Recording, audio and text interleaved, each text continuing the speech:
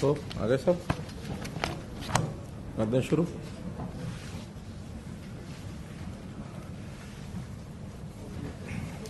अच्छा लगता है, बड़ा बड़ा हाल है, कई दिनों के बाद हो रहा है, लेकिन अगली 3 लाइनों में प्रोटोकॉल का ध्यान नहीं रखा जा रहा। कोविड प्रोटोकॉल पीछे ठीक है। मित्रों, आज की प्रेस वार्ता का मुख्य विषय करने से पहले 2 बिंदुओं पर अवश्य मैं अपनी बात रखूंगा। सबसे पहले तो कल ही प्रधानमंत्री जी ने जो घोषणाएं की हैं, विशेष तौर पर जो वैक्सीनेशन के संबंध में, कि अब जितनी भी वैक्सीनेशन है उसका 75% जो वैक्सीनेशन है वो भारत सरकार ही खरीदेगी, बाकी 25% को ही प्राइवेट के लिए छोड़ा जाएगा। और वो 75% भी अब स्टेट्स को फ्री ऑफ कॉस्ट दी जाएगी। और 21 तारीख से एक अभियान लेकर के और जो भी वैक्सीनेशन हैं सारे देश भर में वो पूरे जोरों से 21 जून से शुरू किया जाएगा। युवाओं का वैक्सीनेशन है, इसमें बच्चों वाला भी है क्या? 18 साल से वो है 18 से ऊपर का सबका वैक्सीनेशन अब ये फ्री सब कॉस्ट सभी स्टेट्स को दिया जाएगा। तो इसके लिए मैं देश के प्रधानमंत्री जी का बहुत आभार प्रकट करता हूँ कि वैक्सीनेशन को इतना तरजीह देते हुए, इतना महत्व देते हुए उन्होंने एक महत्वपूर्ण घोषणा की है। और ऐसी ही दूसरी घोषणा है कि दीपावली तक सभी गरीब परिवारों को मुफ्त में राशन दिया जाएगा। ये एक 80 करोड़ लोगों को इसका लाभ होगा। ये एक दूसरा संकल्प प्रधानमंत्री जी ने लिया है ताकि देश का कोई भी गरीब व्यक्ति भूखा न सोए। कोविड के कारण से बहुत से परिवारों की आय के ऊपर थोड़ा असर तो पड़ा ही है, तो उस असर को समाप्त करने के लिए खास करके गरीब आदमी पर ज़्यादा असर पड़ता है, तो गरीब आदमी को अन्न जो है मुफ्त में दिया जाए, ऐसा एक दूसरा एक घोषणा का ये समाचार है। एक दूसरा विषय है कि अभी 2 दिन पहले नीति आयोग के उपाध्यक्ष डॉक्टर राजीव कुमार ने नीति आयोग की एक रिपोर्ट 2020 की रिपोर्ट ये घोषित की है। और उसमें हर एक स्टेट के अपने अपने जो 16 डेवलपमेंट गोल्स हैं, सस्टेनेबल डेवलपमेंट गोल्स SDG जिनको कहते हैं, उसके अनुसार एक रैंकिंग दी जाती है। और उस रैंकिंग में सभी प्रदेशों का अलग अलग क्षेत्रों के हिसाब से कितना कितना उसमें उन्होंने वृद्धि की, कहाँ कहाँ थोड़ा बहुत जो पिछड़ जाते हैं पिछड़े का भी उल्लेख उसमें किया जाता है। और एक पैरामीटर है कि 65 मार्क्स से ऊपर वो कौन कौन से क्षेत्र हैं जिसमें उस प्रदेश ने एक प्रकार से एक अचीवमेंट अपनी की है। तो मैं आप लोगों को बताते हुए मुझे खुशी हो रही है कि जो मोस्ट परफॉर्मिंग स्टेट्स हैं, जिन्होंने ज़्यादा अपने आप को आगे बढ़ाया है, उसमें जो बड़े राज्य हैं उसमें हरियाणा का स्थान प्रथम आया है। क्योंकि अभी जो ग्रोथ है उसमें 57 अंक हमारे पिछले 2019 में थे, इस बार वो बढ़ करके 67 अंक हमारे हो गए हैं। 10 अंक बढ़ करके जो बड़े स्टेट्स हैं उसमें प्रथम आए हैं।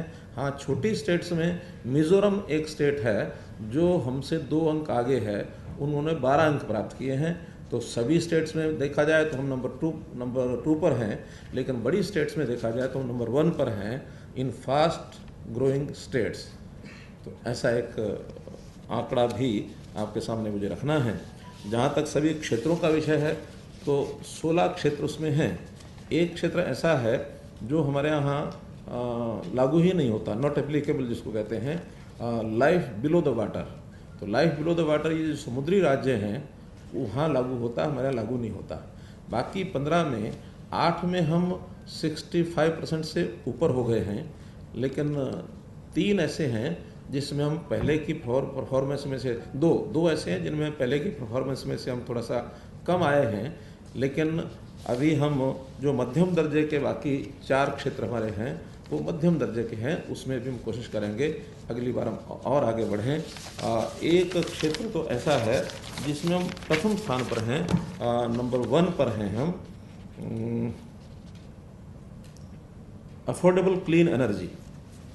जो हमारी अफोर्डेबल क्लीन एनर्जी यानी ग्रीन एनर्जी इसको कहते हैं, इस पर हमने जितनी भी अचीवमेंट की है उस पर नीति आयोग ने हमें 100 में से 100 अंक दिए हैं, इसलिए हम प्रथम स्थान के ऊपर उसमें हैं।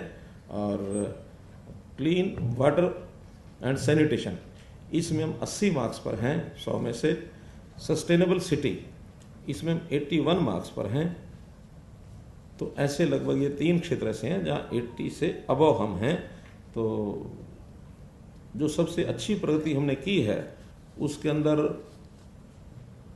नो पॉवर्टी, इसमें हम 22 अंक हमने इसमें ज़्यादा लिए हैं।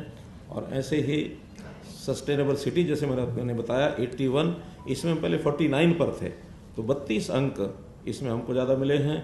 सस्टेनेबल कंजम्पशन, यानी कंजम्पशन जो है स्थायित्व जिसमें आया है, फ्लोटिंग कम है, अर्थात कंजम्पशन पर्याप्त परमानेंट जो हो रही है, उसके अंदर भी 28 अंक हम बढ़े हैं।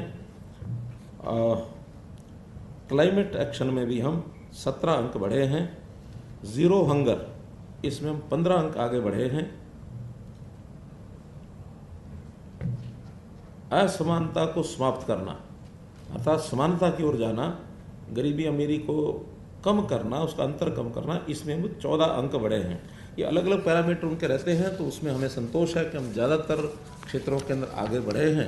और जैसा मैंने बताया कि बड़े राज्यों में हमारा प्रथम स्थान आया है, इसके लिए मैं अपने सभी विभागों को, सभी हमारे सरकार के विभाग, हमारे ब्यूरोक्रेसी, हमारे कर्मचारी जो इन चीज़ों में अथक मेहनत करके, प्रयास करके इन चीज़ों को करते हैं, और साथ में जनता का सहयोग, क्योंकि बिना जनता के सहयोग के ये चीज़ें संभव होती नहीं हैं।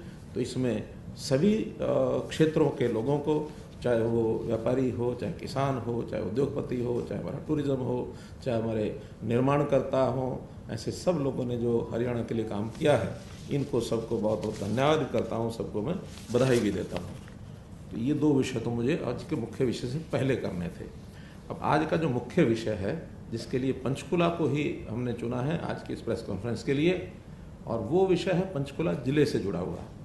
मेरा विषय शुरू करने से पहले एक निवेदन रहेगा कि चूँकि एक महत्वपूर्ण विषय आपके सामने मैं रख रहा हूँ, और बहुत ही सस्टेनेबल गोल को प्राप्त करने के लिए एक लंबी रेंज का एक पंचकुला जिले को लेकर के हमारी प्लानिंग योजना क्या है, वो आपके सामने रख रहा हूँ। तो मैं समझता हूँ उसी पर अपना ध्यान केंद्रित करके उसमें कुछ सुझाव हों, कुछ प्रश्न हों, कोई बात पूछनी हो, तो आज हम उसी पर सीमित रहेंगे।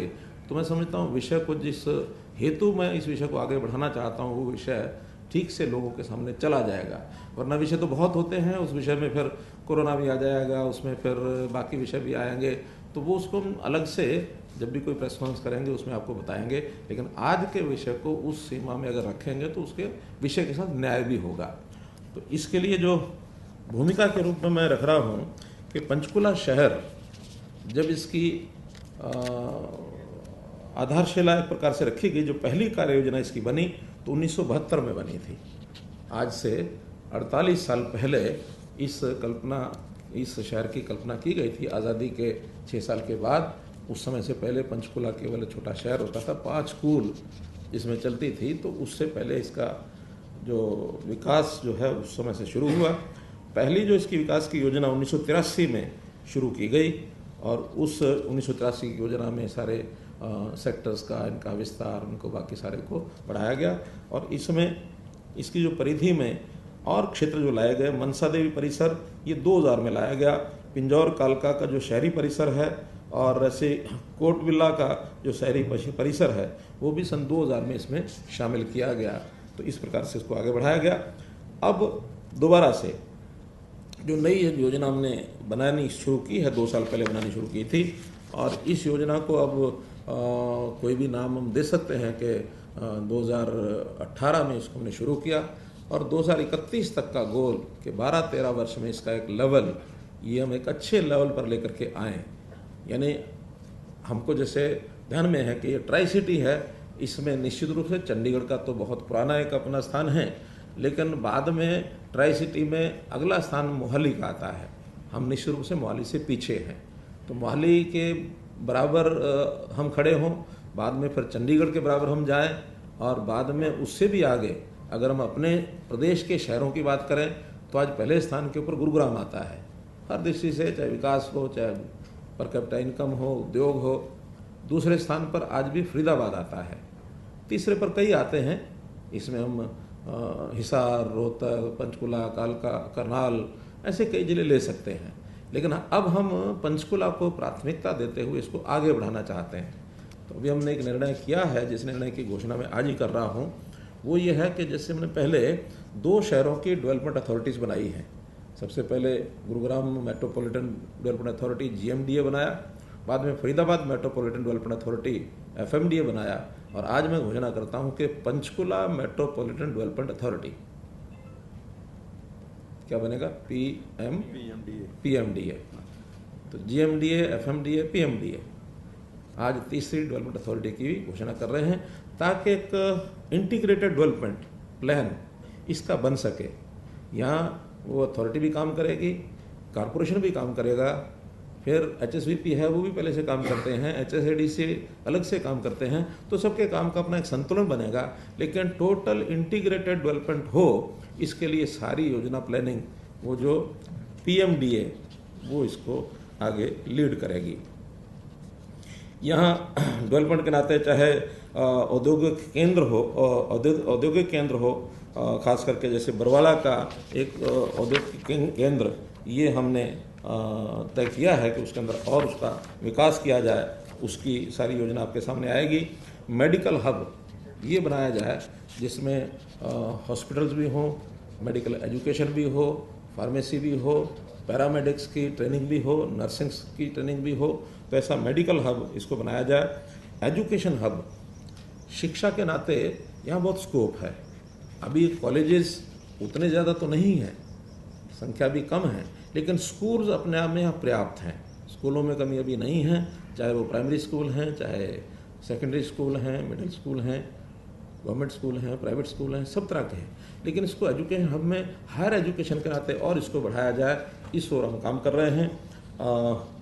इसी प्रकार टेक्निकल एजुकेशन, इसको भी और बढ़ाया जाएगा। स्किलिंग के नाते से भी इसको और हम बढ़ाएंगे, ताकि स्किल्ड हमारा जो यूथ है उसको जॉब, उसको एम्प्लॉयमेंट मिल सके, और वो यहाँ की इकोनॉमिक एक्टिविटीज़ को और आगे बढ़ा सके। इसी प्रकार पर्यटन के रूप में भी पंचकुला को कैसे देश के मानचित्र पर लाया जाए, इसके लिए भी हम लोग योजनाएं बना रहे हैं। क्योंकि ये ऐसा स्थान है जो प्रकृति की गोद में कहना चाहिए, हिमाचल का, जिसको बिल्कुल एंट्री गेटवे ये हिमाचल का है। उत्तराखंड भी नज़दीक लगता है, पंजाब भी यहाँ नज़दीक है, हरियाणा के लोग हैं ही हैं, चंडीगढ़ भी है, ट्राई सिटी का एक केंद्र है। तो पर्यटन के नाते से इसको एक केंद्र के रूप में ये विकसित किया जाए।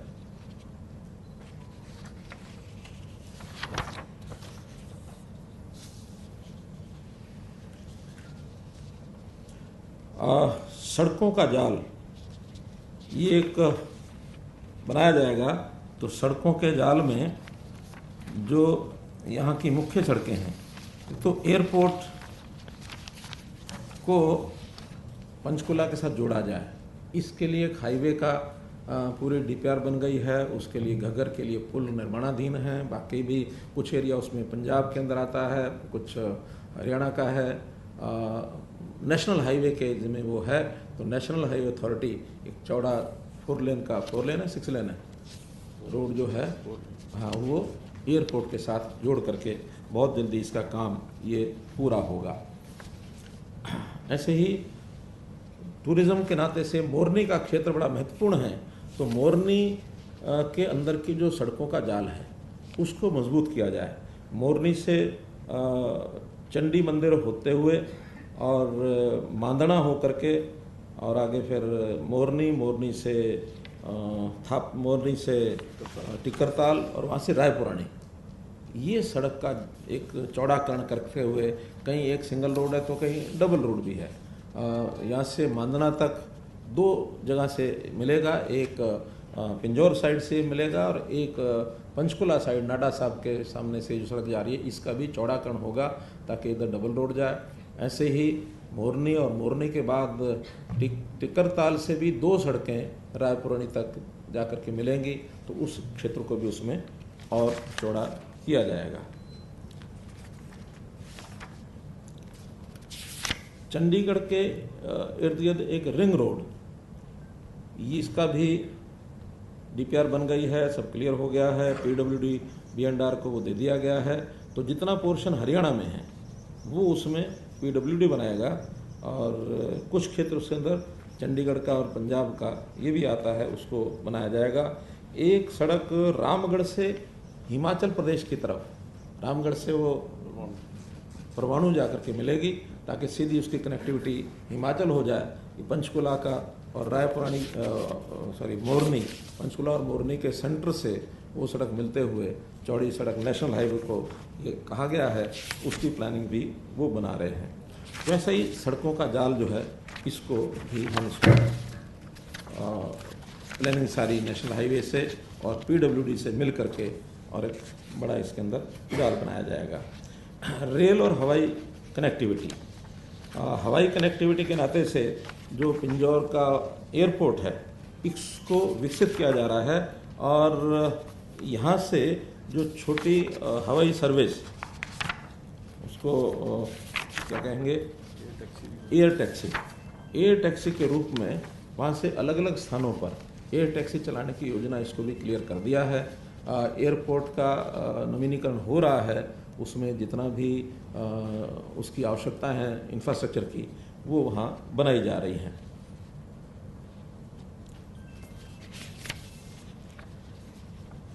यहाँ के विकास में जो टाउन कंट्री प्लानिंग की स्कीमें थी, उसमें जो शुल्क था, चार्जेस थे, वो बहुत हैवी थे।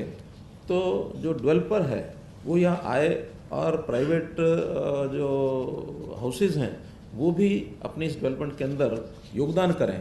तो यहाँ जब हमने तुलना की तो वो काफ़ी रेट्स मोहाली की तुलना में ज़्यादा थे। हमने उसको रिवाइज़ किया है, और पिछले साल रिवाइज करने के बाद लगभग 1/3 ईडीसी और आईडीसी के ये रेट हमने किए हैं। जैसे उदाहरण के रूप में आवासीय कॉलोनी कोई हो तो वो पर एकड़ जो 1,24,00,000 था, उसको सिर्फ 43 लाख रुपया कर दिया है। रेजिडेंशियल ग्रुप हाउसिंग 3,46,00,000 की जगह सिर्फ 1,17,00,000 कर दिया है।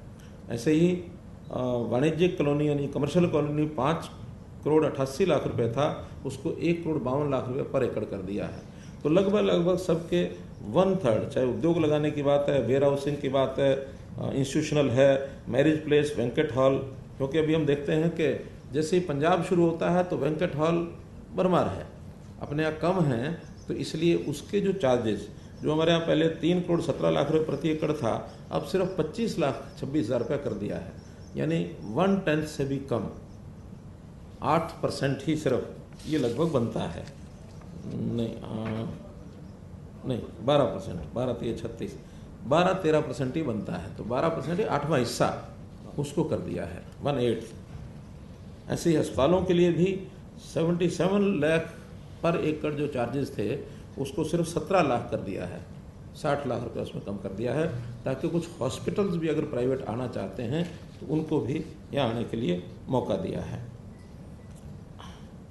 2 बड़े अस्पताल मेडिकल हब की जैसे मैंने बात की, तो सेक्टर 32 में और सेक्टर 5C में, ये दोनों जगह हमारे पास हॉस्पिटल प्लॉट्स हैं। ऑक्शन करेगा ना, ऑक्शन, हाँ, ये दोनों ऑक्शन किए जाएंगे ताकि बड़े हॉस्पिटल वहाँ आकर के और स्थापित हो सकें। ऐसे ही एक drug testing lab, food and drug testing lab, ये भी यहाँ पर 22 करोड़ की लागत से सेक्टर 3 में ये बनाई जा रही है। थापली में एक पंचकर्मा केंद्र और वेलनेस सेंटर आयुष विभाग की ओर से ये स्थापित किया जा रहा है। तैयारी शुरू हो गई है। 20 जून को शायद डिपार्टमेंट ने उसका लॉन्चिंग रखी है, उद्घाटन रखा है। 20 जून को उसका उद्घाटन हो जाएगा। 20 जून को वहाँ पर किसी ने भी अपने वेलनेस सेंटर में नेचुरोपैथी के नाते या पंचकर्मा केंद्र के नाते से अपना इलाज कराना है तो वह जा सकते हैं। बहुत लोगों को अपने शरीर की कोई भी क्रोनिक डिजीज़ होती है, लंबी बीमारी होती है, उसके लिए भी पंचकर्मा के इलाज की उसको आवश्यकता रहती है। तो ये अफोर्डेबल होगा, बहुत महंगा नहीं होगा, सस्ता होगा। वहाँ रहने के लिए भी पहले से एक 10 या 12 हट्स बनी हुई हैं, तो उसके अंदर वो वहाँ रह सकते हैं। वो सारा पहले जो फॉरेस्ट के पास ही था, वो फॉरेस्ट वाले ने उसको पंचकर्मा और अपना आयुष विभाग को दे दिया है ताकि वो इस व्यवस्था को शुरू कर सकें। पंचकुला में नर्सिंग कॉलेज की भी स्थापना की जा रही है। फार्मा उद्योग को बढ़ावा देने के लिए भी हमने बरवाला में दवा उद्योग का एक अलग से फार्मा क्लस्टर इसको बनाने की योजना बनाई है ताकि HSIDC के जो प्लॉट्स हैं वो भी उनको मिल सकें। एक अलग से जो प्राइवेट लैंड होगी उसको भी फार्मा क्लस्टर के नाते से उसकी डेवलपमेंट प्लान बनाई जाएगी ताकि लोग अपने आप भी अपनी ज़मीन खरीद करके और फार्मास्यूटिकल इंडस्ट्री के नाते से वहाँ जा सकें। पंचकुला का जो IT पार्क है इसको भी software technology parks of India, ये एक संस्थान है, उनके सहयोग से इसको विकसित किया जाएगा। हालांकि इसकी योजना कल्पना बहुत पहले बनी थी, बिल्डिंग्स बनी हुई हैं, लेकिन जितना उस IT पार्क को डेवलप होना चाहिए था वो नहीं हुआ। उसमें कुछ सुधार करते हुए और उसमें जो software technology park of India इसके साथ समझौता किया हमने, तो उनकी सहायता से 5 करोड़ रुपया लगा करके वो एक अपना बनाएंगे सारी योजना। उस योजना के माध्यम से वहाँ भी लोगों को और IT उद्योग के नाते से वहाँ जा सकते हैं।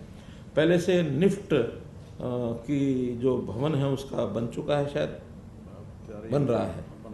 तो सेक्टर 23 में निफ्ट की स्थापना ये की जा रही है। उसमें भी पूरे देश भर से, हरियाणा से भी होंगे, बाहर से भी होंगे, तो ऐसे विद्यार्थी फैशन टेक्नोलॉजी के नाते से और उसमें आकर के शिक्षा प्राप्त कर सकेंगे। पिंजौर हवाई पट्टी एयर टैक्सी सेवा मैंने बताई दी है, अगर शुरू होती है तो ये फिर बाद में हिंडन एयरपोर्ट, शिमला एयरपोर्ट, धर्मशाला, कुल्लू मनाली, ऐसे सारे जितने टूरिस्ट प्लेसेस हैं वहाँ तक ये एयर टैक्सी की सर्विस ये दी जाएगी। मोरनी और टिकरताल यहाँ के जो टूरिज़्म के स्थान हैं उनको यातायात के लिए, जैसे मैंने सड़कें बताई हैं, ये सब 4 लेन सड़कें ये बनाई जाएंगी। पंचकुला, मांदना, मोरनी, टिकरताल, रायपुरानी, रामगढ़ से हिमाचल प्रदेश, तो ये सब सड़कों का विषय बताया मैंने। एक जहाँ HMT पहले एक उद्योग होता था, उसकी जगह अब हमने 60 एकड़ भूमि पर, वो जगह हरियाणा सरकार ने ले ली है, तो 60 एकड़ भूमि पर वहाँ फिल्म सिटी इसका निर्माण भी किया जा रहा है। तो ये हमारा फिल्म सिटी निर्माण पब्लिक हेल्थ कौन कर रहा है, ये टूरिज़्म कौन कर रहा है, DPR यानी पब्लिक रिलेशन डिपार्टमेंट, ये इसकी DPR बनवाएगा और फिर उसको जो फिल्म निर्माता जो लोग हैं उनको ऑफर किया जाएगा। और स्टूडियोज़, क्योंकि उनकी मांग है कि यहाँ बहुत बड़े स्टूडियो उनको नहीं चाहिए, उनको छोटे इन हाउस स्टूडियो यहाँ चाहिए।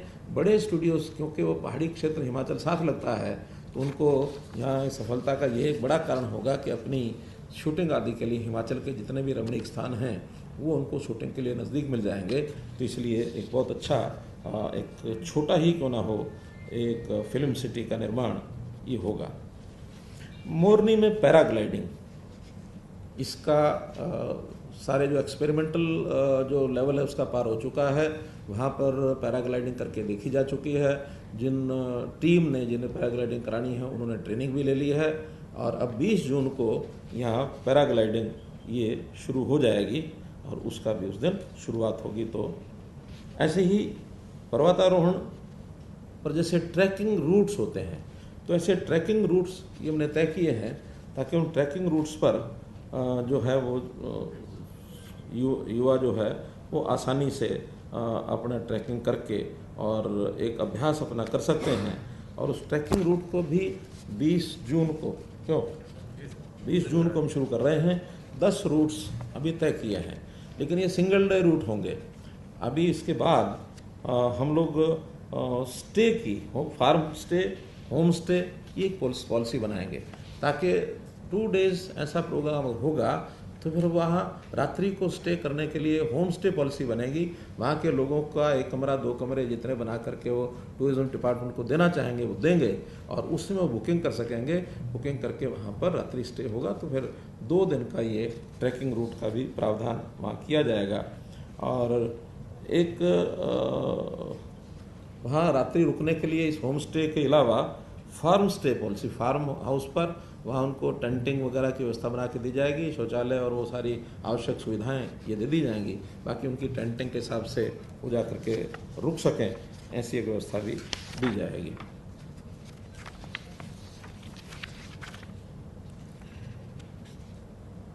पर्यावरण को ठीक करने की दृष्टि से जो फॉरेस्ट डिपार्टमेंट ने योजनाएं बनाई हैं, उसमें एक अभी 5 तारीख को पर्यावरण दिवस 5 जून को था। उस दिन पंचकुला में आप लोगों को पता लगी गया होगा कि एक ऑक्सी वन की स्थापना की गई है। 100 एकड़ के ऊपर घग्गर के किनारे ये ऑक्सी वन, जहाँ ऑक्सीजन को प्रोड्यूस करने वाले जितने भी पौधे होंगे उनको लगाया जाएगा। और 10 तरह के अलग से वन, ये 2 एक साथ हुए थे, एक करनाल का 80 एकड़ का हुआ था, पंचकुला का 100 एकड़ का। तो ऐसे अलग अलग वन, जिन वनों में सुगंध देने वाला वन ये भी होगा, ऐसे ही जिसमें एक राशि वन होगा, पंचकुला में अलग से भी राशि वन होगा, यहाँ भी राशि वन की स्थापना शायद फॉरेस्ट डिपार्टमेंट के उसमें होगा। नक्षत्र वन है, ऐसे ही जो साधना वन है जहाँ ऋषि मुनि साधना करते हैं। इस प्रकार के 8-10 प्रकार के वन ये बनेंगे। वहाँ एक लाइब्रेरी भी होगी। लोग भ्रमण करने के लिए वहाँ जाते हैं तो उनको सुविधाएं वहाँ पर जितनी आवश्यक हैं, क्योंकि 100 एकड़ बहुत बड़ा एक एरिया है, उसके अंदर लोगों के भ्रमण करने के लिए ट्रैकिंग रूट्स भी उसके अंदर बनाए जाएंगे, ताकि पंचकुला के लोगों को एक अच्छा एक स्थान घूमने के लिए मिल सके।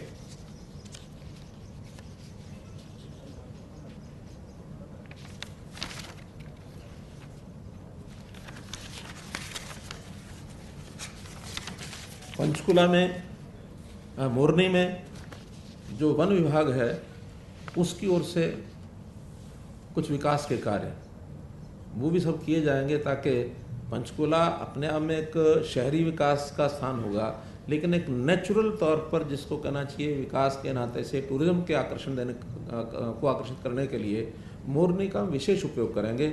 वहाँ जितने भी पेड़ पौधे हैं, खास करके उसमें सुगंध वाले या जो नेचुरल ऑयल बनाने के जो पौधे होते हैं, उसकी जो जड़ी बूटियाँ होती हैं उनको बनाया जाएगा। और वहाँ के लोकल जो वशिंदे हैं, जो रेजिडेंट्स हैं, उनको भी उस खेती को करने के लिए प्रोत्साहन दिया जाएगा। और एक उद्योग भी छोटा बड़ा यहाँ लगाया जाएगा कि ऐसे जो एक्सट्रैक्शन जो किया जाता है, तेल निकाला जाता है, तो ऐसे तेल निकालने के छोटे छोटे उद्योग, उसके कारण से जो परफ्यूम आदि में काम आते हैं अथवा दवाइयों में काम आते हैं, मालिश में काम आते हैं, तो इस प्रकार के जितने औषधि युक्त तेल के जो निकालने का जो विधि है उसके कारखाने और उसी प्रकार उसके पेड़ पौधे ये लगाए जाएंगे। ये वन विभाग ने किस प्रकार की विशेष योजना, हमारे पीसीसीएफ बैठे हैं, क्यों ऐसे ही योजना है ना सारी, हाँ, उस प्रकार का ये सारी योजना एक बनाने के लिए इन्होंने यहाँ की है, तो उसको वो जल्दी बनाने वाले हैं। टूरिज्म सर्किट रूट, ये भी अलग अलग टूरिज्म सर्किट रूट, उसके अंदर केवल पंचकुला जिला ना हो करके आसपास के जो क्षेत्रों में टूरिज्म स्थान हैं उसमें कुछ हिमाचल के हैं, चंडीगढ़ के हैं, ऐसे मिला करके कुछ टूरिज्म सर्किट रूट बनाए जाएंगे। उन रूट्स के ऊपर मिनी बसेस ये चलाई जाएंगी और उसकी गाइडेंस के लिए एक टूरिज्म गाइड केंद्र ये पंचकुला में बनेगा। बल्कि मैंने तो आज सुझाव दिया है, अभी उसको डिपार्टमेंट ने स्वीकार करेंगे, कब करेंगे और कब उसको शुरू करेंगे, लेकिन आज ही का सुझाव है। मैंने उन्हें कहा कि जो टूरिज्म सेंटर है वहाँ केंद्र अपना जो बनेगा, वहाँ एक एकोमोडेशन का भी एक सिस्टम बनना चाहिए। कम से कम 50-60-100 कमरे वहाँ बनते हैं, तो जो भी आसपास के लोग टूरिज्म के नाते आते हैं या यात्री वैसे भी आते हैं, तो यात्री निवास होगा, बुकिंग करा करके वहाँ रह सकते हैं। अगले दिन सवेरे ट्रैकिंग रूट पर जाना है, टूरिज्म के नाते कहीं भी जाना है, तो जा करके सायंकाल वहाँ वापस आ सकते हैं।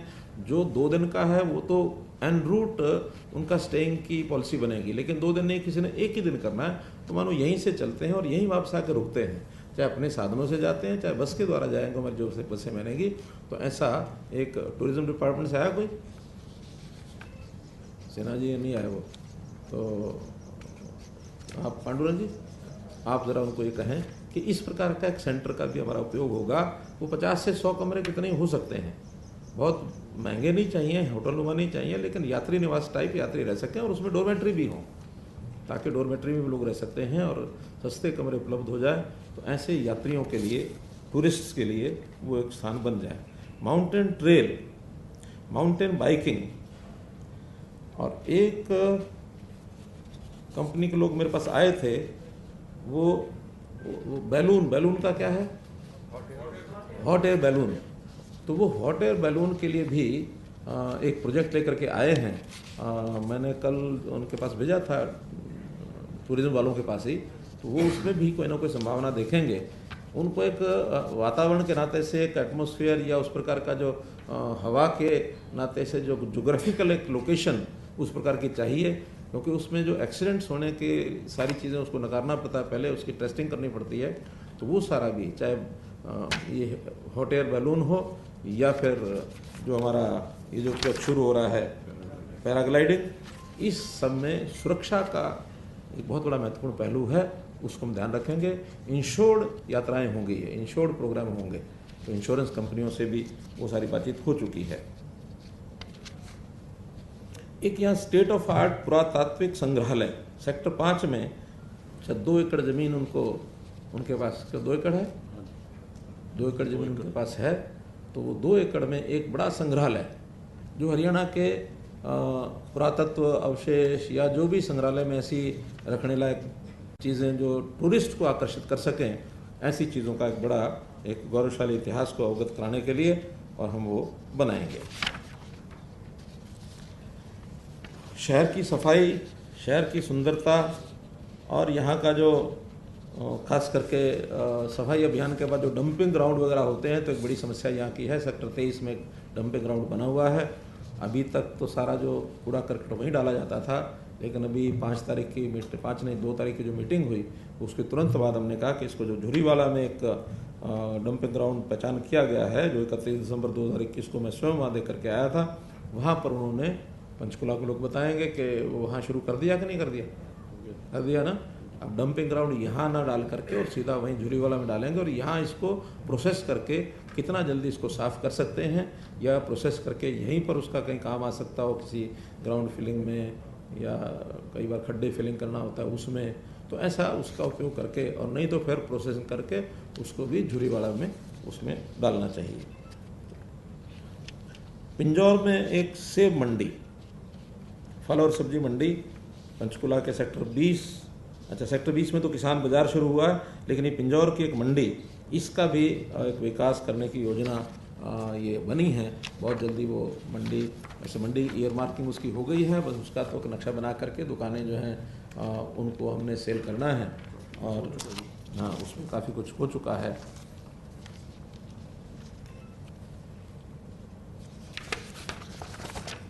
अब ये इतना बड़ा सारा विषय जो आपके सामने मैंने रखा है, इसमें मुझे लगता तो है कि सारी चीज़ें आ गई होंगी, फिर भी मेरे पास जो डाटा थापली आ गया इसके अंदर, ट्रैकिंग रूट्स आ गए, farm stay home stay policy हो गई, टूरिज्म सर्किट रूट्स, ये सब बातें आ गई। स्पोर्ट्स एंड यूथ अफेयर्स, इनका भी, क्योंकि हमारे यहाँ एक नेशनल लेवल का स्टेडियम जो बना है, और उसमें भी जो जो नेशनल इंटरनेशनल लेवल की फैसिलिटीज़ हैं वो खड़ी की जाएंगी। और यहाँ जैसे अपने को पता है कि इस साल नवंबर में खेलो इंडिया जो प्रोग्राम है, शर्त यही है कि कोविड के कारण से कोई स्थितियाँ बिगड़े नहीं, जिससे सुधार आ गया है, तो सुधार के नाते से ये सारा स्थायी अगर हो जाता है सुधार अपना, तो फिर ये बहुत अच्छे बड़े लेवल का, जिसमें 12,000 के आसपास जो पार्टिसिपेंट्स हैं वो भाग लेंगे, और पंचकुला के साथ साथ आसपास के शहरों में भी कुछ गेम्स, कुछ आइटम्स हो सकें, उसकी सारी योजना बना रहे हैं। इसके लिए भी कुछ स्थायी निर्माण वो किया जाएगा, कुछ अस्थायी वो चीज़ें जो की जाएंगी। तो स्पोर्ट्स का भी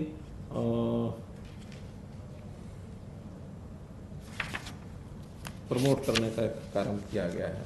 हॉट बैलून की बात आ गई,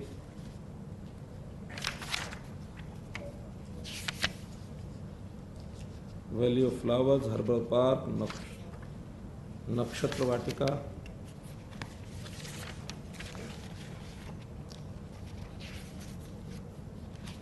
सुगंधी आयल,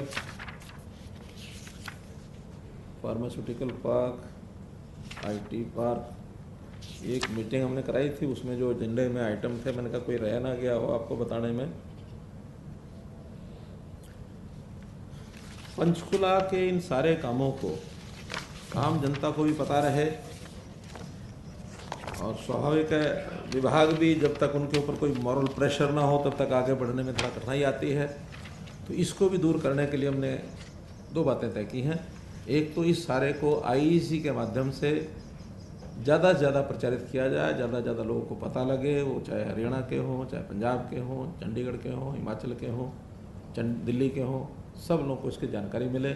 इसकी योजना हमारा पब्लिक रिलेशन डिपार्टमेंट वो बना रहा है।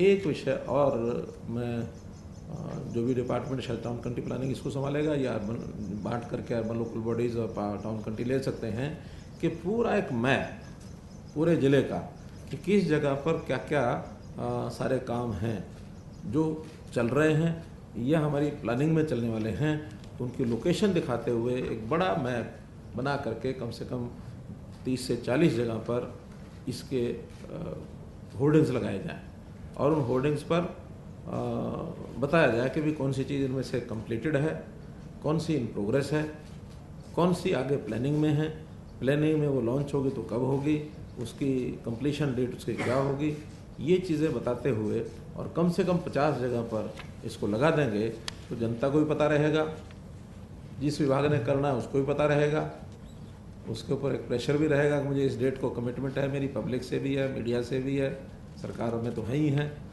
तो ये मैप्स भी कितने दिनों में लग सकते हैं पांडुरंग जी? विदिन वीक मैप लग जाएंगे। 20 से पहले पहले लगवा दो ये, क्योंकि 20 तारीख को कुछ चीज़ों का लॉन्चिंग होने वाला है।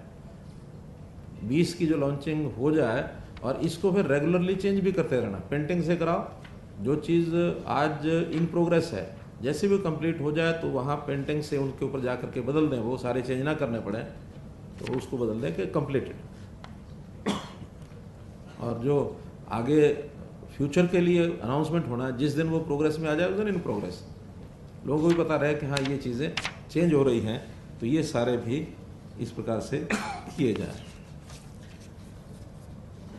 तो इस प्रकार से मित्रों एक वर्ल्ड क्लास एकेडमिक, इकोनॉमिक और सारा प्रोग्रेस पंचकुला की हो और पंचकुला हमारा मैप पर आ जाए, और हम इस प्रकार के योजना इस प्रकार की बनाएंगे कि बहुत जल्दी पंचकुला भी लोगों के आकर्षण का केंद्र बने।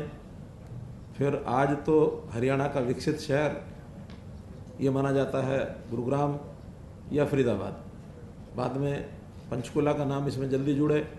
बहुत जल्दी ऐसी योजना हम हिसार के भी लाने वाले हैं, करनाल के भी लाने वाले हैं, रोहतक के भी लाने वाले हैं।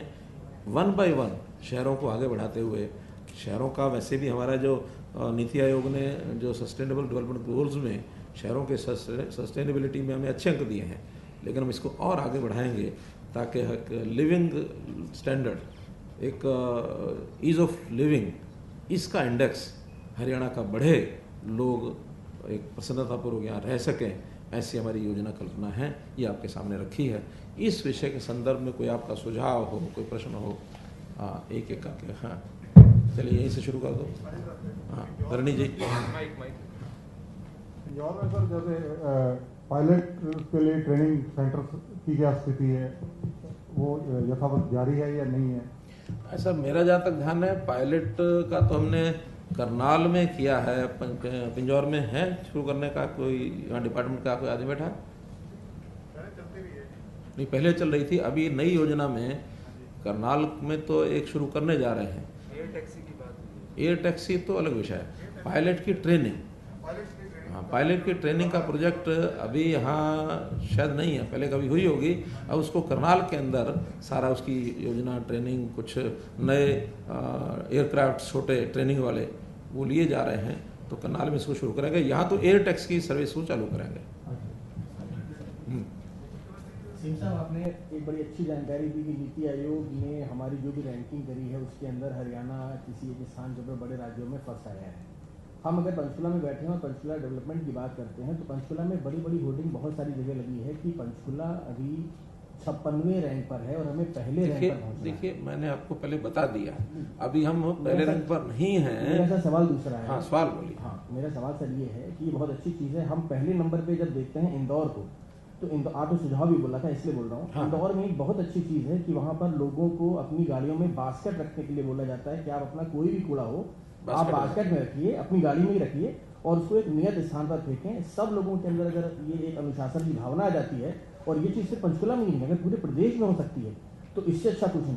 हम इंदौर के मॉडल को अगर एक अच्छी चीज़ को अगर अडॉप्ट मतलब कर सकते हो तो बहुत अच्छी बात है। मुझे लगता है ये अच्छी चीज़ हो सकती है। बहुत अच्छा सुझाव है। और एक ये बिहेवियरल चेंज जिसको कहते हैं पब्लिक का, उसकी ओर आगे बढ़ना होगा। और अगर हम इसको बहुत बड़े लेवल पर नहीं, हम कारपोरेशन लेवल पर एक योजना बना करके, हमारे मेयर साहब बैठे हैं, योजना बनाएं, पास करें, इसका सर्कुलेट करें और जितनी गाड़ियों वाले हैं उनको भी पैम्पलेट पत्रक दें, जगह जगह बोर्ड लगवाएं, ताकि इस चीज़ को पंचकुला शहर में एक बार करना शुरू करें। इसका विस्तार तो कभी किया जा सकता है, लेकिन कुछ लोगों को आदत ही लग जाए, हाईवे के ऊपर, इनसाइड रोड्स पर, और गाड़ियों के बाकायदा रजिस्ट्रेशन जिनकी पंचकुला में है उसका मिल जाएगा, डाटा मिल जाएगा, उनको पत्र भी लिखें।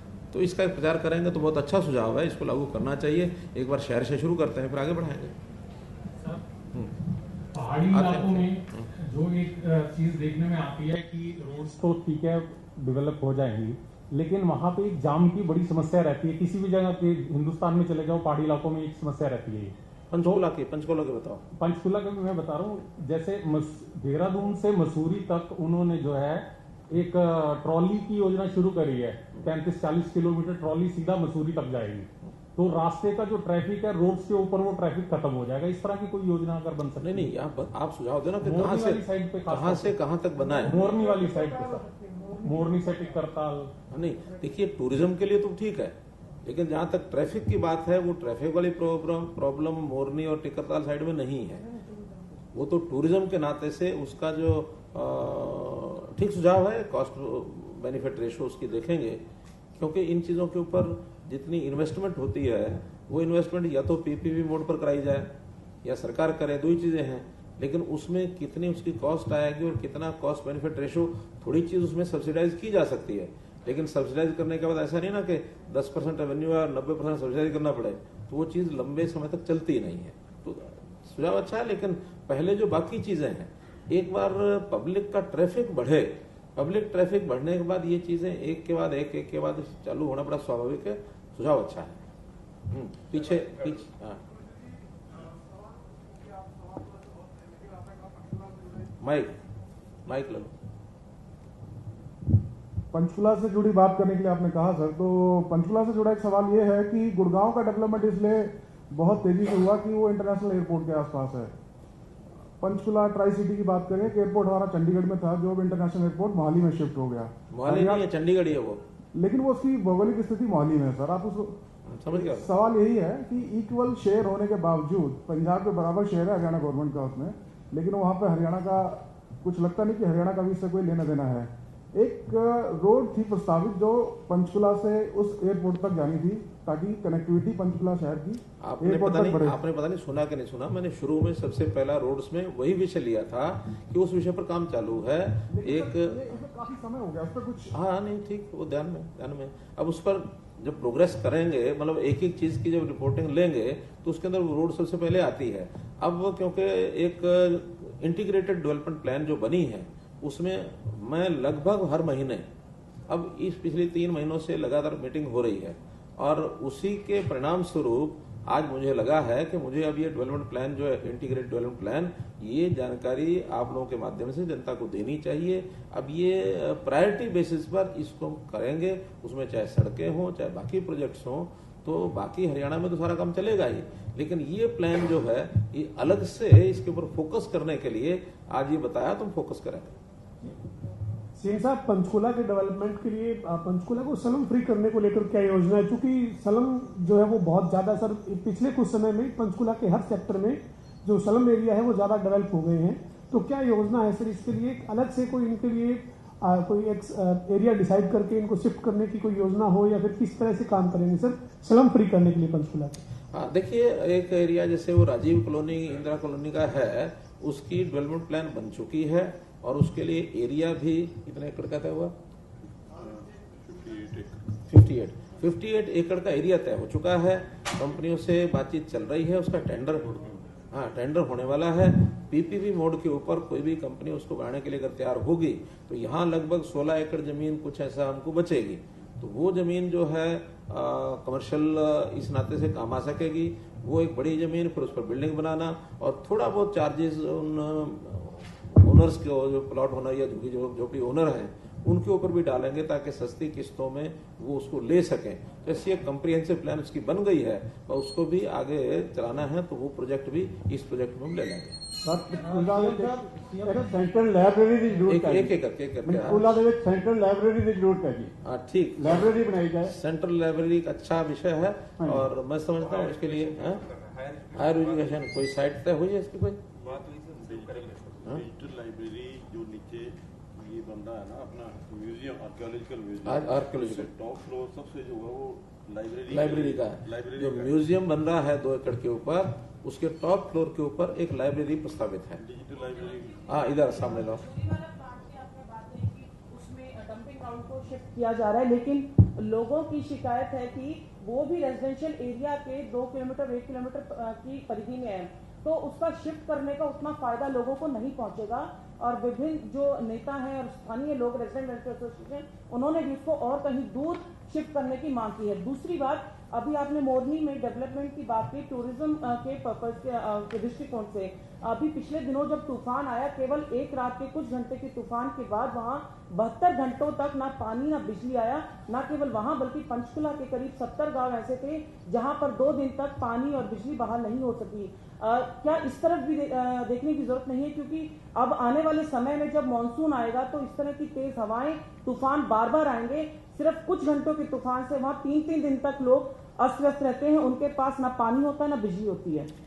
ठीक है, 2 विषय आपने, पहला है झुरीवाला का एरिया। देखिए ये तो विस्तार जब होता है सारी चीजों का, तो धीरे धीरे आप कहीं भी बना लें तो विस्तार के नाते वहां भी कुछ न कुछ विकास होगा, वहां भी लोग पहुंचेंगे, वहां बिल्डिंग बनेगी, सब कुछ होगा। कोई एरिया ऐसा सेपरेट बहुत बड़ा एरिया कहीं मिलेगा, ऐसा कहीं नहीं मिलेगा। अब जिस ढंग से हम सारा इंटीग्रेटेड प्लान सोच रहे हैं तो हम कितना ही दूर बनाएं, वहां भी आखिर डेवलपमेंट तो हमारी होनी है। आज नहीं होनी तो 2 साल बाद होनी है, 5 साल बाद होनी है। इसलिए इन चीजों की समस्या दूरी नहीं है। इन चीजों को समस्या का हल तो यह है कि वो इस टाइप के प्रोजेक्ट बनाए जाएं ताकि उस वेस्ट को साथ साथ प्रोसेसिंग की जाए और साथ साथ उसको समाप्त किया जाए। उसकी जो मिट्टी है या उसका जो खाद है उसका उपयोग करके और वहां से बाहर निकाला जाए। जगह जगह पर हम इसके लिए एनर्जी प्रोड्यूसिंग प्रोजेक्ट्स ये भी ला रहे हैं ताकि इस वेस्ट में से एनर्जी बनाई जाए, बिजली बनाई जाए या उसका खाद बनाया जाए।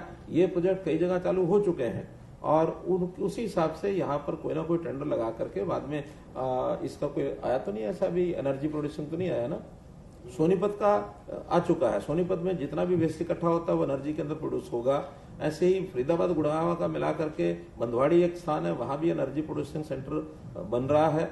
तो ऐसे सब जगह पर, क्योंकि आज वेस्ट निकलना ये बड़ा स्वाभाविक है, निकलेगा। जैसे जैसे आबादी बढ़ेगी वेस्ट को डालने की जगह और कोई मिलेगी नहीं, तो इसको कंज्यूमेबल आइटम बना करके इसका उपयोग करना ये उसका रास्ता है। दूसरा आपने कहा नेचुरल कैलामिटी। देखिए नेचुरल कैलामिटी जो होती है, चाहे वो अंदर तूफान आए, बरसात आए, कुछ भी आए, वो हमारे कंट्रोल में तो होता नहीं है। उसमें कब कहाँ कितना लॉस होगा कुछ पता नहीं होता। इतना ही है कि चीजों को शुरू में जो अनुमानित चीजें हैं उसका ध्यान रखा जाए और अनुमानित चीज होने के बाद भी अगर एक्स्ट्राऑर्डिनरी कोई चीज आती है उस समय उसको तुरंत उसको ठीक किया जाए। क्योंकि जिस दिन ये आंधी पेड़ आए हैं सब, न केवल यहाँ बल्कि प्रदेश में बहुत जगह पर कहीं पेड़ उखड़ गए, कहीं बिजली के खंभे गिर गए, कहीं बिजली अगर कट हुई है तो फिर पानी क्या उसके असर जाता है। इसका तो इतना ही है कि एक सफिशिएंट टाइम के लिए उसकी स्टोरेज, पानी की समस्या मोरनी पर बहुत है।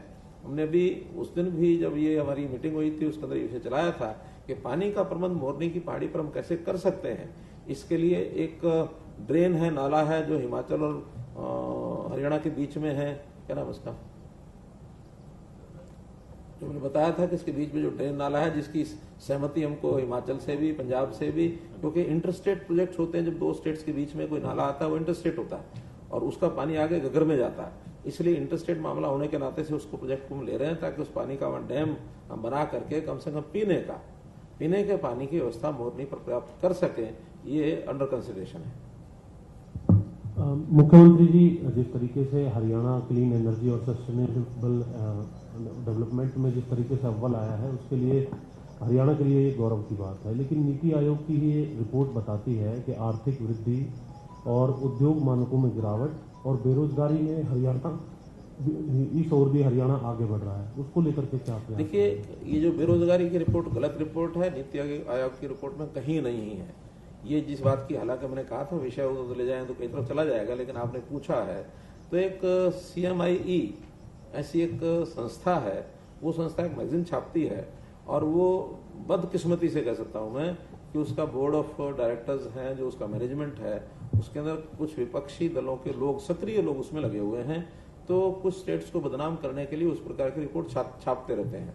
हमारे पास अपना एक डाटा है परिवार पहचान पत्र का।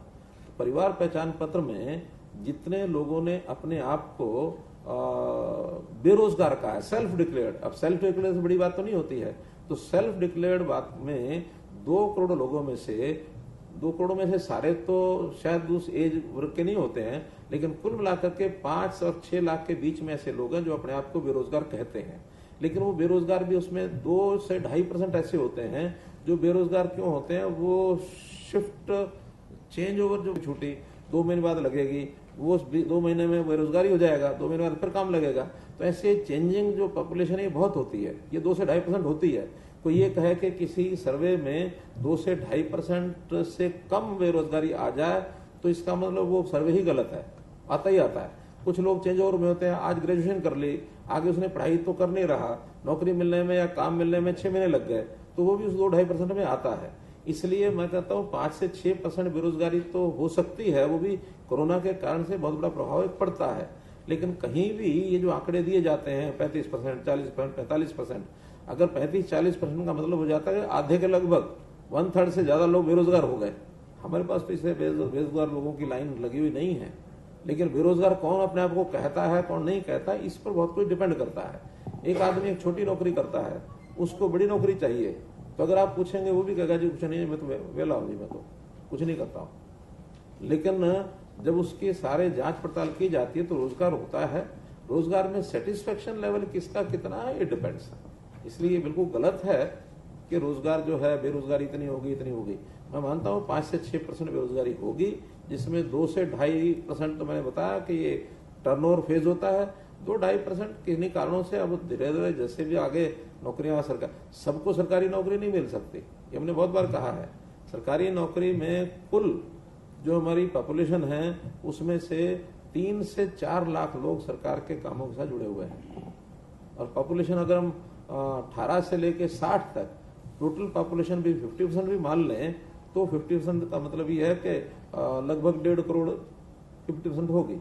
उस 1.5 करोड़ में 3 से 4 लाख ही सरकारी नौकरी लगती है, बाकी सबको अपना अपने काम में लगना होता है।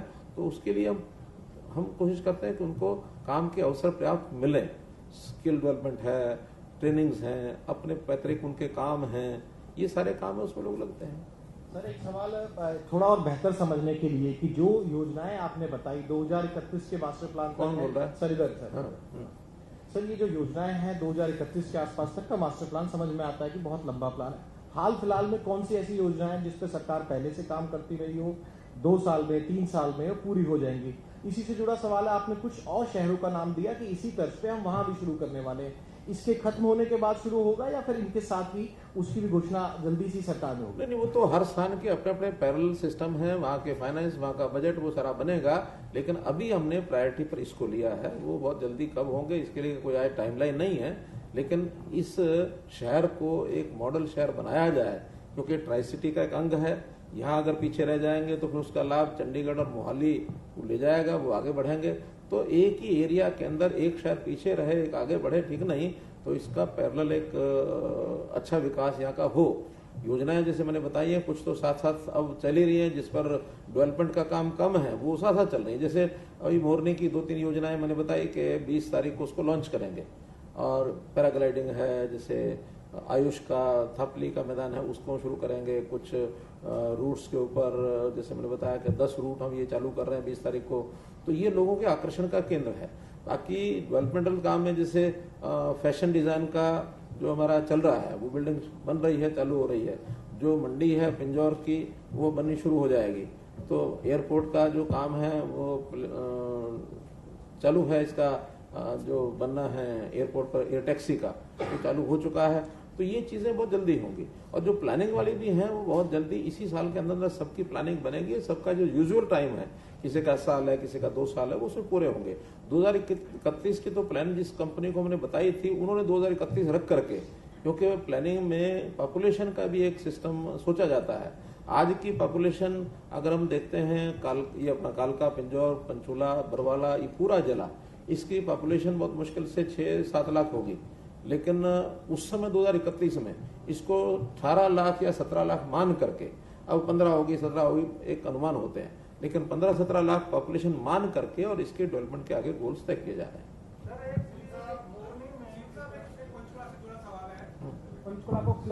पंचकुला को क्लीन एंड ग्रीन बनाने की शुरुआत कर दी गई है। पीछे गुप्ता जी ने सड़कों पर, जो अंदरूनी सड़कों पर पेंटिंग की शुरुआत की थी, परंतु पंचकुला की बात की जाए कहीं भी टॉयलेट्स नहीं है, कोई शौचालय नहीं है, चाहे वो अंदरूनी हो चाहे वो हाईवे हो। तो क्या इसके लिए भी कोई प्लानिंग है? नहीं है तो इसको बनाना चाहिए। हमारे मेयर साहब बैठे हैं, शायद जितने टॉयलेट पंचकूला में हैं शायद ही कहीं भी। सर मोरनी के लिए बात हो रही है, मोरनी के लिए बात हो रही है बार बार जो है, लेकिन अगर आज भी मोरनी की बात करें तो वहाँ पे पेट्रोल पंप नहीं है, बैंक सिर्फ एक है, वो भी मतलब बैंकिंग की व्यवस्था ये है कि अगर बैंक बंद हो जाता है तो लोगों को पैसे निकालने में भी परेशानी होती है। अगर हम टूरिज्म हब बनाए तो मीजिए। देखिए अभी तो जितनी आज जो स्थिति है, आज वहाँ की पॉपुलेशन, आज कोई टूरिज्म अभी नहीं है।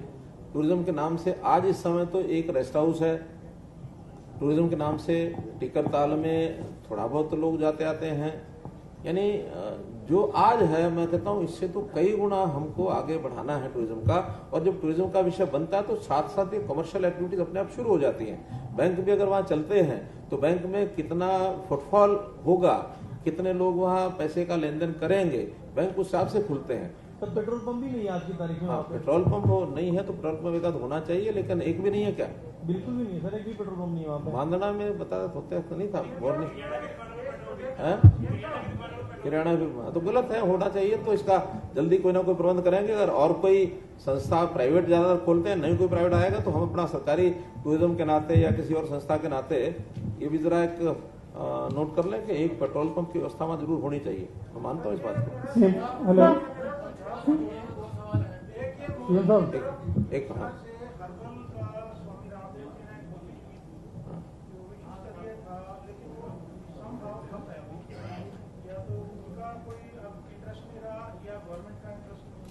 नहीं, ऐसा इंटरेस्ट नहीं, ऐसा नहीं है। जो अभी योजनाएं बन रही हैं इसी का वो एक पार्ट बनेगा। ऐसा कि उनको हमने कोई जमीन दी है ऐसा नहीं है, वो उस एरिया में कुछ एक्टिविटीज ऐसी शुरू हो तो डिपार्टमेंट को सुझाव देंगे, डिपार्टमेंट को फैसिलिटेट करेंगे, उनके अपना जो एक कंसल्टेशन टाइप है। और उसी में जनता के लिए भी ये जो सारी चीजें निकल रही हैं, जैसे हम निकाल रहे हैं कि वहाँ सुगंधी के फूल होने चाहिए, या कुछ ड्रग्स जो हैं आयुर्वेदिक की दवाइयाँ, ड्रग्स, इसके लिए पेड़ पौधे लगने चाहिए। ये सारा उसी विचार में से निकला हुआ है। और उसी विचार में से वो जो 50,000 एकड़ जमीन है जो फॉरेस्ट की जमीन है, उस फॉरेस्ट की जमीन में चाहे फॉरेस्ट डिपार्टमेंट चाहे पब्लिक उसके अंदर इस प्रकार की अपनी पैदावार करे तो लोगों की आर्थिक स्थिति भी अच्छी हो, और ये आउटपुट के नाते से बाय प्रोडक्ट ये निकलने चाहिए। तो ये सारी योजना उसमें से, हाँ, ये उसका एक प्लान का हिस्सा है, वो उसमें कहीं अलग नहीं है। एक चीज और इसी के अंदर, मोरनी के इलाके को जो लोग जानते होंगे उनको बता रहा हूँ कि वहाँ एक बहुत बड़ी समस्या लगभग 40 साल से नौ तोड़ की चल रही है। तो नौ तोड़ की प्रॉब्लम बहुत बड़ी है, उस पर भी हमने डिपार्टमेंट को लगा दिया है। उन्होंने अपने सारा डाटा सब कुछ सिस्टम बनाना शुरू कर दिया है, ताकि बहुत जल्दी ये नौ तोड़ वाले मामले में जो जमीन जिसकी है वो उसको चली जाएगी, जो सरकार की सरकार को चली जाएगी, और उसमें जिन सरकारी जमीनों पर वो लोग बैठे हैं उनका भी कोई सिस्टम बन जाए ताकि उनका रोजगार उनको मिल जाए, और जो पेड़ पौधे फॉरेस्ट ने लगाने हैं उसकी सुरक्षा रहे। तो एक ये जो है तो बड़ा लीगल मैटर, लेकिन फिर भी डिपार्टमेंट उसको सुलझाने के लिए लगा है, और मैं समझता हूँ बहुत जल्दी साल 6 महीने में उस समस्या को हम हल करेंगे। और ये मोरनी के इलाकों के लिए बहुत बड़ा एक सुकून होगा कि नौ तोड़ की समस्या का हल हो जाए। सीएम साहब, पंचकुला का जो एक्सटेंशन है सर, वो रायपुरानी और बरवाड़ा साइड में हो रहा है, और वहाँ जो पोल्ट्री की यूनिट्स हैं वो एक बड़ी प्रॉब्लम्स हैं। वो एनवायरनमेंट के मामले में भी, लोग शादियों में भी जो है ना वो कई चीजों की परहेज करना पड़ता है, तो उसका कोई उपचार है जी? मक्खियों का वहाँ एक बहुत बड़ा विषय है, उन पोल्ट्री फार्म्स के कारण से खड़ा हुआ है पिछले 4-5 साल से। उसके लिए कई शहरों में जो पोल्ट्री फार्म्स हैं जिन्होंने कोई व्यवस्थाएं की, उसका भी अध्ययन किया। हमारे स्पीकर साहब एक बार स्वयं भी बहुत कम हो गया, एक बार स्वयं भी अध्ययन करके आए थे और अब ये बता भी रहे हैं कि बहुत कम हुआ पहले से। और आप भी अगर उधर इलाके में रहते होंगे तो आभास होगा कि पहले जितनी अब नहीं है, फिर भी जितनी है वो समाप्त होनी चाहिए। उसका साइंटिफिक कोई ना कोई मेथड देखा जाएगा। कुछ खर्च भी करने की बात आएगी तो जितना पोल्ट्री फार्म जो हैं उनके सहयोग से कुछ सरकार को प्रोजेक्ट करना हो, सरकार भी लगाएगी। लेकिन ये समस्या है वास्तव में। इस समस्या को अगर हम विकास करेंगे तो उस समस्या को हमको दूर करना ही होगा, अन्यथा लोगों का जो विश्वास है वो बनेगा नहीं।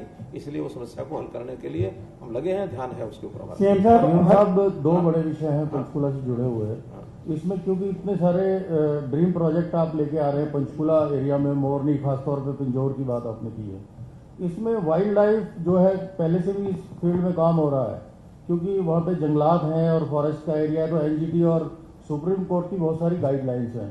तो उसमें वाइल्ड लाइफ को लेकर कितना ध्यान रखा जाएगा, उसमें क्या योजना है, नंबर 1।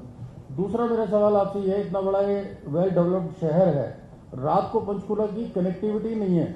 9-10 बजे के बाद कोई व्यक्ति पंचकुला आना चाहे, खासतौर पर घग्गर के जितने सेक्टर हैं उनमें जाने की कोई व्यवस्था नहीं है, या तो वो प्राइवेट अपनी गाड़ी से या टैक्सी करके लोग आएंगे। तो ये बहुत बड़ी प्रॉब्लम है। रात को शहर की बस का कोई बस ही तो चल रही है, रात को नहीं चलती, 10 बजे के बाद नहीं चलती। रात में कनेक्टिविटी नहीं है हमारी, 10 बजे के बाद नहीं चलती, 10 बजे तक तो चलती है। कनेक्टिविटी की प्रॉब्लम है।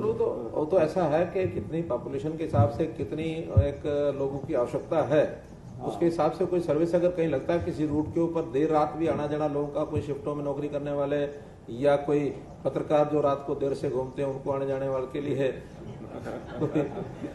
कोई व्यवस्था की जरूरत होगी तो देखेंगे। नहीं, एक दूसरा विषय आपका था वाइल्ड लाइफ। देखिए, हम हर एक कानून का ध्यान रखते हैं, किसी कानून की अवहेलना नहीं होती। फॉरेस्ट के अपने नियम कानून हैं, वाइल्ड लाइफ के अपने हैं। हम वाइल्ड लाइफ के और फॉरेस्ट के जितने भी नियम कानून हैं उसके हिसाब से उनसे पहले एनओसी लेते हैं, जो वहां से सैंक्शन मिलती है तब लेते हैं।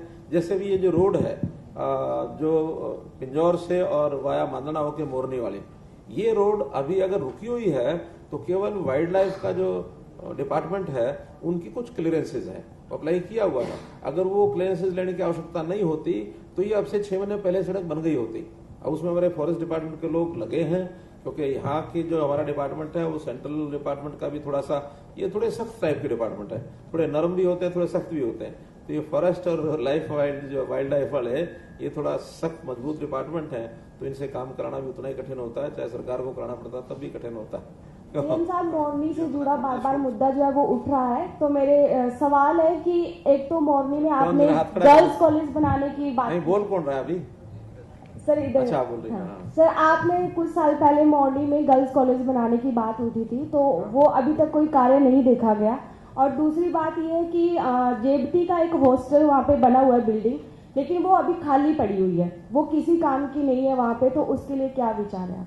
देखिए, उसका एक अध्ययन कराया था, क्योंकि वहाँ बच्चों की संख्या बहुत कम है, तो कॉलेज के लोगों ने फिजिबिलिटी से इनकार इसलिए कर दिया कि वहाँ अगर मानो खोलते भी हैं तो 20-30 बच्चे ही अगर आएंगे तो 20-30 बच्चों से कॉलेज चलता नहीं है। हमने फिर भी उनको कहा कि एक क्लास जो है, जो पहले बिल्डिंग बनी हुई है उन्हीं को शुरू कर दें, और जो सीनियर सेकेंडरी स्कूल के जो प्राध्यापक हैं, ऐसे बहुत लोग हैं जो कॉलेज की क्लासेस को पढ़ा सकते हैं। तो एक मिला जुला एक मॉडल वहाँ के लिए सोचा है। बहुत जल्दी 1 या 2 क्लासेस शुरू होंगी, फिर वहाँ के जो बच्चे हैं वो पढ़ने के लिए आगे बढ़ते हैं तो वहाँ पर कॉलेज खोला जा सकता है। नहीं तो उनको हमने ट्रांसपोर्ट फैसिलिटी ये सब बच्चों को दी है। ट्रांसपोर्ट फैसिलिटी तो मिली हुई है ना, वहाँ जो कॉलेज की बच्चियां आती हैं, लड़के आते हैं। हाँ सर, बस की तो है। हाँ, क्योंकि जहाँ दूर स्थान है और वहाँ संख्या नहीं है, वहाँ ट्रांसपोर्ट फैसिलिटी न केवल मोरनी में, पूरे प्रदेश में। सर, लेकिन वो बिल्डिंग जो है वो कम से कम 8-10 साल से ऐसी ही खड़ी है, वहाँ पे कोई हॉस्टल मतलब पहले बना था। उस बिल्डिंग का उपयोग देखते हैं कैसे हो सकता है, विचार करते हैं। जरा ये लिख लें, डीसी साहब आएगा नहीं, बैठे हैं ना, कहाँ है? जरा ये जो चीजें हैं, नए सुझाव आ रहे हैं और जो नई चीजें हैं, सीएम साहब, हेलो, ये कोरोना सर कोरोना के चलते इसके बाद इधर आएंगे सरदार जी बैठे बाद में। सर, कोरोना के चलते पूरे विश्व का पर्यटन जो है प्रभावित हुआ है। आप इधर आ जाओ, ये माइक वाले इधर आ जाओ। हरियाणा का भी हुआ है उधर वो सरदार जी। हाँ सर, कोरोना के चलते पूरी दुनिया का पर्यटन प्रभावित हुआ, हरियाणा का भी हुआ। जो मोरनी में आप और पंचकुला जिले के लिए कर रहे हैं वो काफी अच्छा है। पूरे प्रदेश के लिए किसी तरीके की योजना है टूरिज्म को और बढ़ाने के लिए? अगले किसी प्रेस कॉन्फ्रेंस ये विषय रखेंगे। आप आज अभी पंचकुला सर, राम रहीम से आप धीरे धीरे उंगली पकड़ के पकड़ रहे हो। सर, राम रहीम से जुड़ा सवाल है कि उनकी सेहत के बारे में स्पष्टीकरण करें कि पहले पॉजिटिव बताया गया था फिर नेगेटिव, और हनीप्रीत को अभी पंचकुला में आ गया। सर, एक आपका सवाल उठ रहे हैं सर, जिस तरह से आज हम चूंकि पंचकुला की बात कर रहे हैं और ट्राई सिटी के अन्य 2 शहरों से भी इसे कंपेयर कर रहे हैं, जो पब्लिक शेयरिंग साइकिल का प्रोजेक्ट था वो तो हमने पंचकुला में दे दिया, लेकिन साइकिल ट्रैक्स की सुविधा अब भी हम नहीं दे पाए, क्योंकि पिछले अगर लॉकडाउन में 1 साल की बात करें तो साइकिलिंग की ओर लोगों का रुझान कई गुना बढ़ा है। और ऑफ रोडिंग के लिए अगर हम सिटी से बाहर की बात करें तो लोग मोरनी, थापली और कई सारे ऐसे नेचुरल सीनिक ब्यूटी के स्पॉट्स हैं जहां वाटर स्पॉट्स भी है, वहां भी जाते हैं ऑफ रोडिंग के लिए भी। तो सर, इस तरह जो साइकिल ट्रैक्स खस्ता स्थिति में सिटी में है वो, और जो हम 4 लेन या बाहर टूरिज्म के लिए बना रहे वहां भी साइकिल ट्रैक्स के लिए ऐसी कुछ